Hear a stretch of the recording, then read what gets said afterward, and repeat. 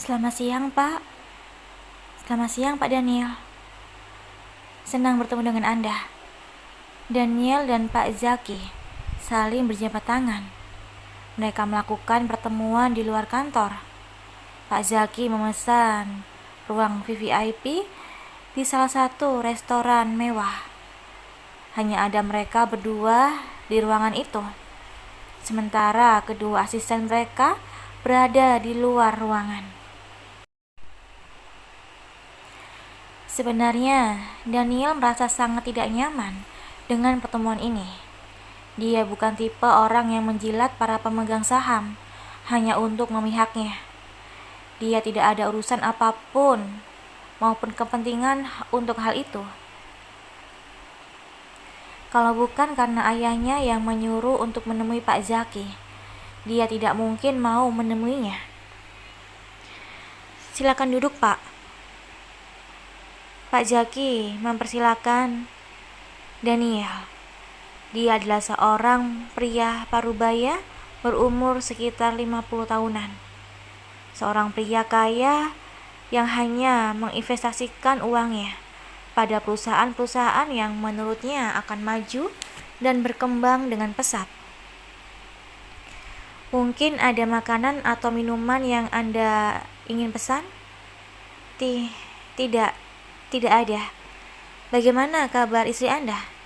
Saya dengar istri Anda tengah hamil. Iya, dia sedang hamil anak pertama kami. Ekspresi Daniel melembut begitu membicarakan istrinya. Saya ikut senang mendengarnya. Saya ingat, dia gadis muda yang sangat manis. Iya, dia sangat cantik. Daniel menegaskan. Membicarakan Alma membuat perasaannya ringan. Dia lupa dengan tujuan awal pertemuan mereka. Pak Zaki pintar mencari titik lemahnya. Pak Zaki bercerita sekilas tentang pertemuannya dengan Alma. Ya, beliau merupakan salah satu tamu undangan penting yang diundang oleh Papa Edwin pada saat pernikahan mereka. Daniel tidak begitu memperhatikan saat itu, karena perhatian dan pikiran Daniel tertuju pada Nisa. Kalau ingat hal itu, sungguh membuatnya malu. Sudah berapa bulan kehamilannya? Mau menginjak 3 bulan, Pak. Apa jenis kelamin bayi sudah diketahui? Kami belum mengetahuinya dan tidak ingin tahu juga. Kenapa, Pak? Bukannya tahu jenis kelamin lebih awal membuat Anda lebih mudah dalam mempersiapkan segala sesuatunya? Kami tidak berpikiran seperti itu. Kami lebih senang menunggu kejutan yang datang. Pak Daniel, mungkin Anda bertanya-tanya, mengapa saya mengajak Anda bertemu? Pak Zaki akhirnya memulai pembicaraan yang ingin didengar Daniel.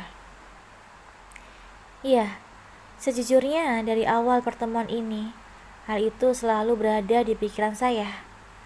Boleh saya tahu maksud dan tujuan Anda bertemu dengan saya?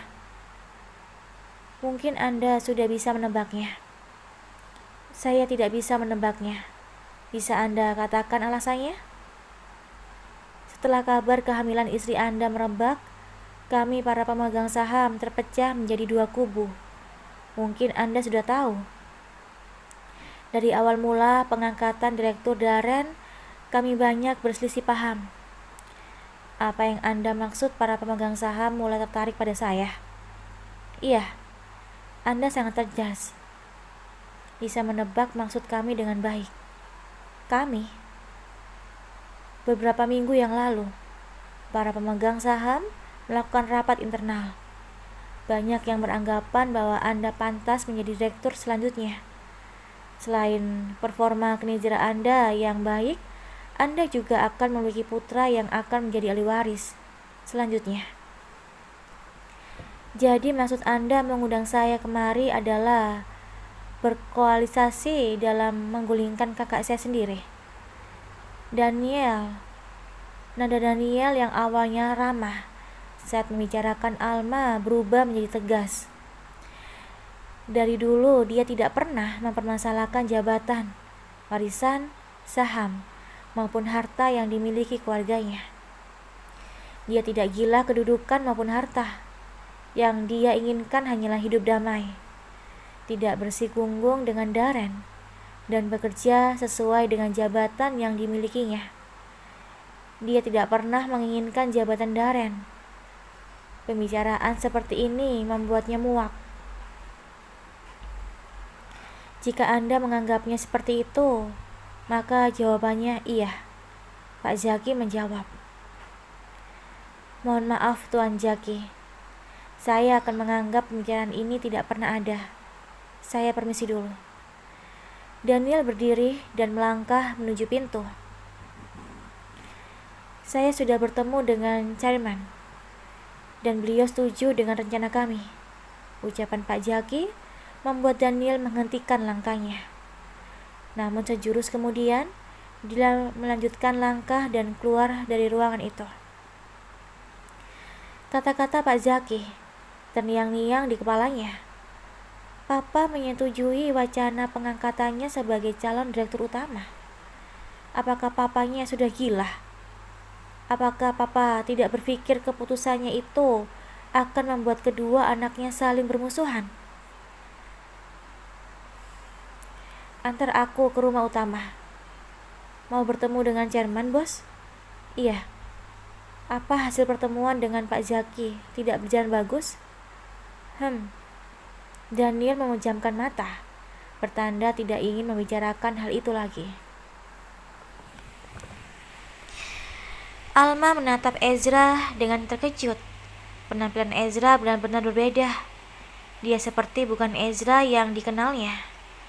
Ezra memakai baju setelan berwarna biru muda dengan kemeja putih. Berkacamata hitam, tampak bertengger di hidungnya. Dia seperti tuan muda kebanyakan. Bagaimana kabarmu, Al? Ezra tersenyum kalem. Baik, Kak. Alma menatap sekeliling. Dia takut Daniel melihatnya. Pria itu sangat cemburu bila dia terlihat bersama Ezra. Alma tidak ingin suaminya kembali cemburu, karena dia tahu sendiri bagaimana sikap Daniel bila sudah cemburu.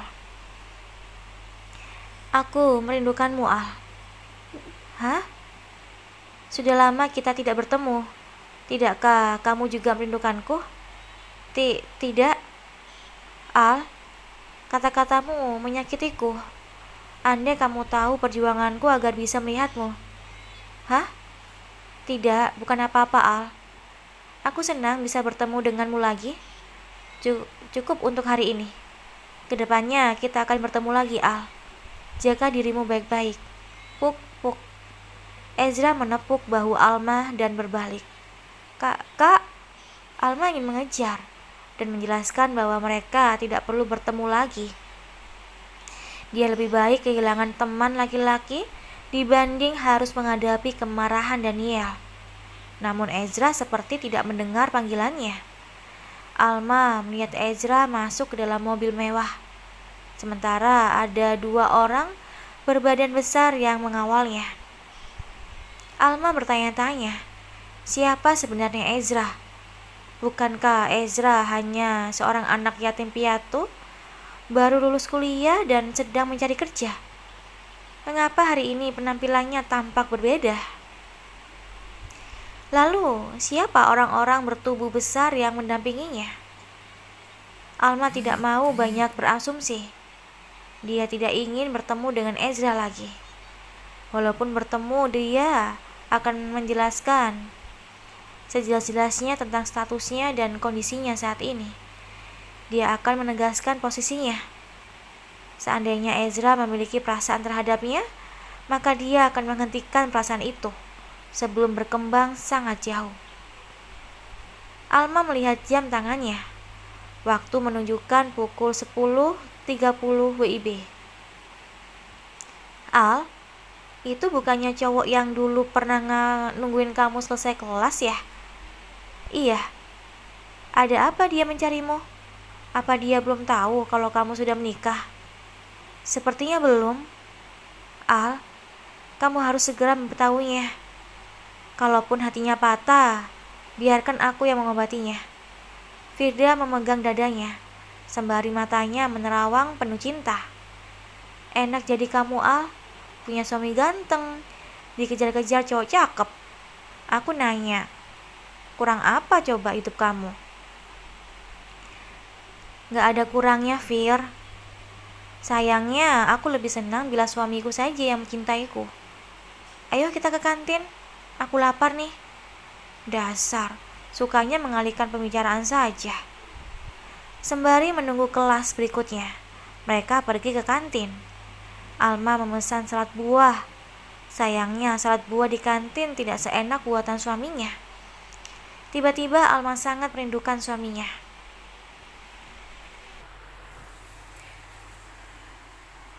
Dia membuka ponsel.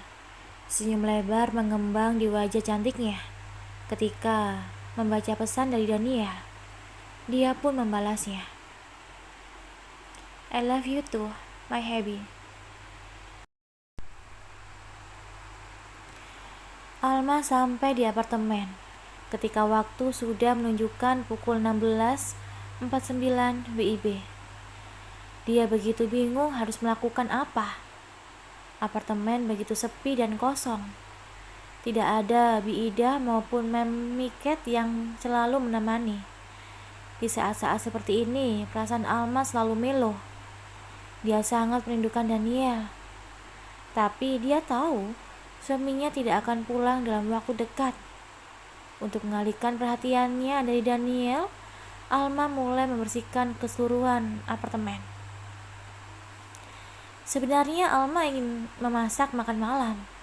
Namun karena dia tidak tahu jam kepulangan Daniel, dia mengurungkan niatnya itu. Alma melihat ponsel. Daniel belum membalas pesannya. Mungkin banyak permasalahan di perusahaan yang harus diselesaikan. Alma memutuskan untuk menonton TV. Dia menonton TV sembari terkantuk-kantuk ketika mendengar ponselnya berbunyi. Terkejut sekaligus senang, ia mengangkat panggilan video itu. Hai sayang, sedang apa? Bi, pulang jam berapa? Aku sedang perjalanan pulang. Lihat sayang, aku sudah di mobil. Ada Tito juga. Daniel mengarahkan kamera ke Tito yang sedang menyetir. Tito melambaikan tangannya, seolah-olah memberi salam. Ingin makan apa? Aku akan membelikannya, tanya Daniel. Tidak ada. Cepat pulang saja, Bi. Kenapa? Kangen ya? Hehehe. Bagaikan orang bodoh, Daniel tertawa-tawa sendiri, membuat Tito jijik melihatnya. Iya, kangen. Cepat pulang. Siap sayang. Beri aku ciuman. Cup, cup, cup.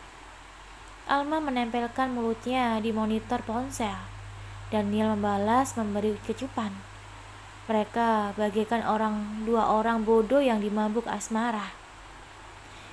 20 menit kemudian, Daniel tiba di apartemen. Alma menyambutnya dengan hangat. Dia langsung memeluk tubuh Daniel dengan erat. Sudah makan? Belum. Alma menggelengkan kepalanya. Ingin makan apa? Buatin aku salad, Bi.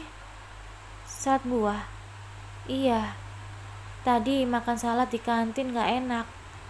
Baiklah sayangku, aku ganti baju dulu. Setelah ini aku buatin ya. Daniel mengecup kening Alma. Mandi dulu, Bi. Kamu pasti capek. Aku siapin dulu air hangatnya. Oh, tidak perlu. Aku bisa nyiapin sendiri, sayang. Kamu duduk saja. Tidak perlu melakukan apa-apa. Meskipun Daniel berkata seperti itu, Alma tetap mengekorinya. Dia menyiapkan baju ganti untuk Daniel. Sayang, aku mengizinkanmu untuk bergabung bersamaku. Daniel hanya memakai celana dalam, berdiri di depan pintu kamar mandi. Dia merentangkan tangannya, seolah-olah menyuruh Alma untuk masuk ke dalam pelukannya. Alma melempar handuk ke arahnya. Tidak, terima kasih. Aku sudah mandi. Silakan Tuan Mesum mandi sendiri.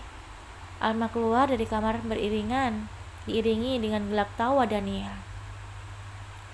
Sembari menunggu Daniel selesai mandi, Alma mulai membuka rangkuman materi kuliah di ponselnya. Dia mendapatkan materi itu dari Firda. Meskipun dia jarang kuliah, setidaknya dia tidak boleh gagal dalam ujian. Alma mempelajari materi bahan pelajaran itu dengan rajin. 10 menit kemudian, Daniel selesai mandi. Wajahnya tampak sangat segar. Seperti biasanya, kaos oblong dan celana boxer menjadi baju favoritnya ketika di rumah. Tetesan air masih tampak membasahi rambutnya. Jenggot-jenggot halus mulai tumbuh di dagu dan rahang gokongnya. Melihat Daniel sesegar itu membuat Alma terpesona. Dia mendekati suaminya dan memeluk tubuhnya. Wangi sekali suamiku. Jangan memancingku, Nona. Kamu tahu akibatnya. Aku hanya memuji suamiku. Apa salahnya? Alma tetap memeluk Daniel, menusukkan wajahnya di dada Daniel. Sayang, jangan membangunkan yang masih tidur. Daniel memberi peringatan Alma. Alma menyerah. Dia tahu bila dia memeluk Daniel lebih lama, suaminya itu akan kembali menekamnya. Alma tidak siap menghadapi konsekuensi itu. Bi, buatin salad. Siap, Nyonya. Silakan Nyonya duduk dengan santai. Biarkan hamba yang melayani Anda. Daniel menggendong Alma, mendudukannya di sofa dan menempatkan bantal-bantal di bawah tubuhnya. Duduk yang tenang. Salad ready 10 menit lagi, oke? Tidak oke. Aku ingin menemanimu. Duduk yang tenang. Tidak ada bantahan. Daniel mengecup bibir Alma sekilas sebelum berjalan ke dapur. Alma memperhatikan dengan tatapan penuh cinta. Seperti perkataannya 10 menit kemudian. Salad buah sudah ready. Alma memakan dengan lahap. Untung saja Daniel sudah tahu kebiasaan istrinya. Dia membuat porsi besar sehingga Alma bisa makan sepuasnya. Pelan-pelan makannya. Daniel mengelap mayones yang ada di bibir Alma dengan tisu. Namun Alma tetap saja ceroboh. Masih saja ada mayones lain yang berceceran di bibirnya. Tidak sabar, akhirnya Daniel membersihkannya dengan menggunakan bibirnya. Ciuman itu merasa manis, asin, sekaligus asam. Ciuman rasa salad buah. Daniel mencium Alma dengan lembut. Lama-kelamaan ciuman itu bertambah dalam. Tangan Daniel mengambil salad di tangan Alma dan meletakkannya di meja. Alma memahami kode itu. Dia mendorong tubuh Daniel dengan lembut. Bi, bagaimana kalau malam ini libur dulu? Hah? Aku capek, aku juga harus belajar. Oh iya sayang, kita tidak akan melakukannya. Maafkan aku. Cup. Daniel mengecup bibir Alma. Sekilas tampak ekspresi kecewa di wajahnya, namun Daniel berusaha untuk tidak menunjukkannya. Maafkan aku, Bi. Tidak apa-apa, sayang. Aku sangat mengerti. Duduk di sini. Daniel menunjuk pahanya, menyuruh Alma untuk duduk di pangkuannya. Alma mengikuti perintah Daniel. Dia masuk ke dalam pelukan Daniel, duduk di pangkuannya dan bersandar di dadanya. Kapan ujian? Bulan depan, Bi. Bagaimana kuliah hari ini? Apa ada kejadian menarik? Daniel bertanya sembari mulutnya tak henti-henti mengecupi kepala Alma. Tidak ada, hanya saja mendengarkan dosen mengajar. Mendapat pertanyaan seperti itu membuat Alma gelagapan. Dia tidak mungkin mengatakan bahwa tadi Ezra sempat menemuinya di kampus. Alma tahu Daniel sangat cemburu pada Ezra. Kalau Daniel tahu Ezra ke kampus, bisa-bisa dia mencari pria itu dan membuat perhitungan. Sebaiknya dia tidak usah cerita saja. Toh Ezra ke kampus hanya sebentar. Mereka tidak melakukan apa-apa. Tidak ada kontak fisik sama sekali. Jadi pasti aman-aman saja.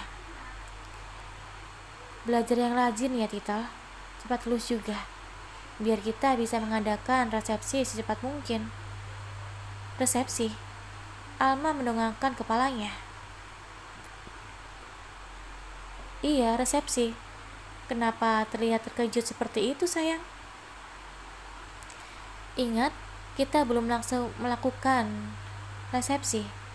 Meskipun karyawan di perusahaan tahu aku sudah menikah dan istriku sedang hamil. Tapi orang-orang tidak tahu bahwa istriku adalah kamu, sayang. Daniel memencet hidung Alma dengan gemas. Ah, iya, aku lupa. Tapi apakah itu perlu? Ketika aku lulus, mungkin bayi kita sudah berumur 1 tahun. Apa tidak memalukan melakukan resepsi? Kalau begitu, resepsinya dilakukan bersamaan dengan kelahiran boy aja.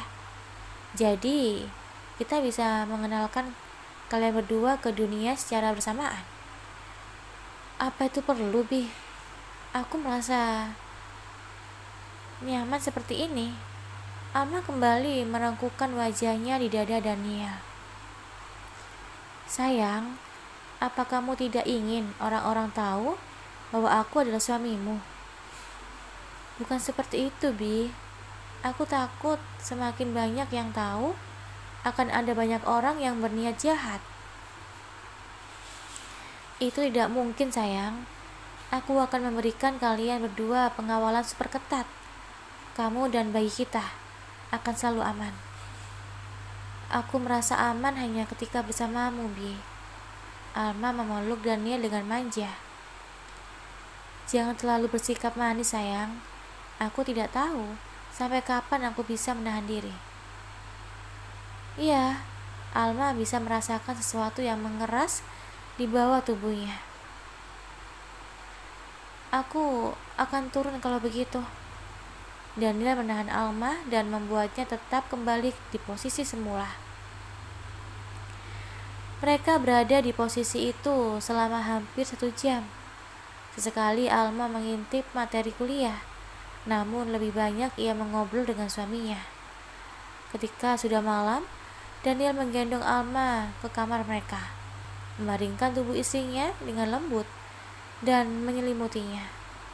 Daniel juga ikut masuk ke dalam selimut. Mereka tidur berpelukan. Itu adalah malam pertama mereka tidak melakukannya, setelah malam-malam panas sebelumnya.